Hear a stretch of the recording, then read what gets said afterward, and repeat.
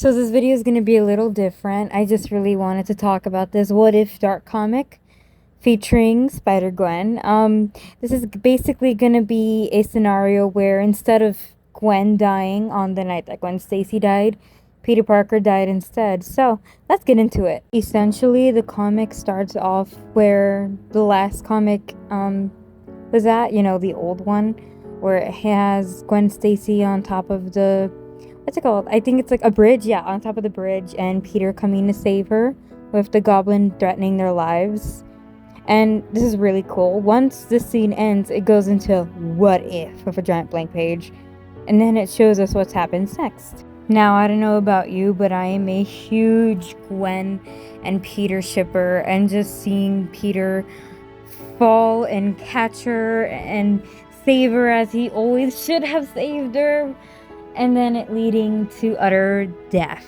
Essentially, after Gwen was falling off the bridge, Peter does catch her, but in the midst of catching her, the back of his head strikes a part of the concrete from the bridge, and I'm pretty sure that leaves him a very awful traumatic injury within his brain, and he does not survive, unfortunately. And Gwen is holding him and seeing that Spider-Man all along was Peter Parker and the man she loved. In order to protect his identity, Gwen faked it. She basically told the officers that her and Peter were kidnapped by the Goblin to save his identity, to keep him from being known that he was Spider-Man.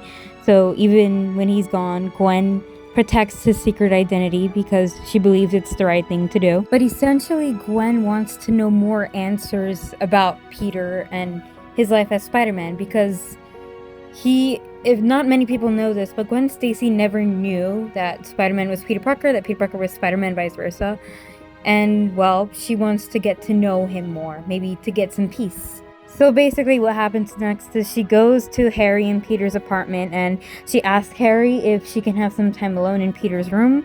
And while in there, Gwen basically goes through his stuff and finds the spider suit, and she realizes that she wants revenge on the Green Goblin for taking away Peter's life, for threatening them. And this is where it leads to some heavy stuff. Guys, I say heavy because Gwen basically tells Harry that Peter was Spider-Man and that she needs his help to get revenge on the Goblin, to which Harry agrees, and Gwen pretty much loses herself in vengeance and even takes out a gun that she had been saving just for a moment like this, I suppose. So her and Harry basically plan to lure the Goblin out so they can have their revenge. I find it quite symbolic that Gwen is wearing his Spider-Man suit, probably as the first suit she wears before she gets her Spider-Gwen suit, but she basically wears the suit and pulls out the gun, ready to end his life. But then she thinks of the life she had with Peter and who he was as a person and what he thought was morally right. And she figured that in her gut, she also had to do what was morally right and not kill the Goblin. Unfortunately, though, Harry grabs the gun instead and shoots Norman, and once he takes off the mask, he sees that it was his own father that he had shot, and immediately Harry is enraged at Gwen, blaming her for bringing him into this and getting his own father killed. Towards the end, we see that Gwen basically throws away the gun, probably to symbolize that she doesn't want to seek vengeance anymore, also to drown the evidence, but that's besides the point. And Harry goes mad and basically becomes the new Green Goblin. Gwen goes to visit Peter's grave at the end and tells him how much she misses him, but also that she's really made a mess of things trying to get her vengeance for him. Besides the point, she decides that she's the one who must carry on what Peter started and become the hero herself. So Gwen now wears his suit and she goes to fight crime.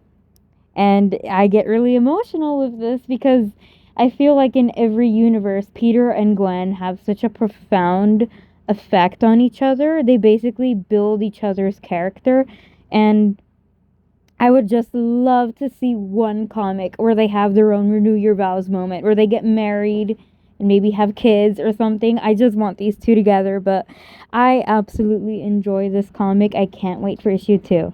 I'd like to add, I'm still confused on how they're going to give Gwen powers and how she's going to fight crime when she has no super strength, no sticky powers, no spider sense, because she never gains any powers throughout this issue, and she's basically human wearing the spider suit and using the web shooters themselves. So I really don't know what they're going to do next, how they're going to continue this, but I am all for it and I can't wait to see what they'll do.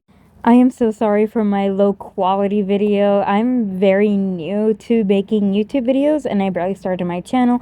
But if you want to look at a better quality video, I'm sure you can look at Comic Storian, for example.